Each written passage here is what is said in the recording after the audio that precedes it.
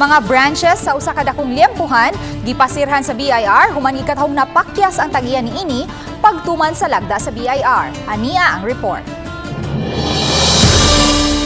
Alas 10 ganihang buntag, gipatuman sa BIR District 13 ang oplan kandado sa komisary sa Mr. Liempo sa Bangbang, Cordova. Bugtong gwardya lang ang anaatul sa pagsusi sa mga taga BIR. Apan wa na tuguti sa gwardya ang GMA Regional TV Balitang Bisdak na makasud sa buhatan sa Mr. Liempo uban ang mga taga BIR. Sabado pag pangbuntag nako wala na itaw. Wala na gid ma'am. As in kanang ako na lang sa nabilin.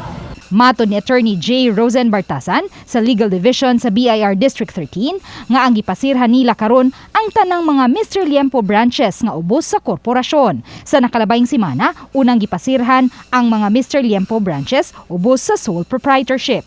Apan nagdumili pagbutyag ang Revenue Officer sa gidaghanon sa mga branches nga ilang gipasirhan ug ang kantidad sa buhis nga wala kabayri. Karon man gud ma'am kay ang atong Bureau of Internal Revenue na may extraordinary measure nga duha. It's either to file cases and to kaning among gikontak karon is administrative ni siya ma'am ganing oplan kandado.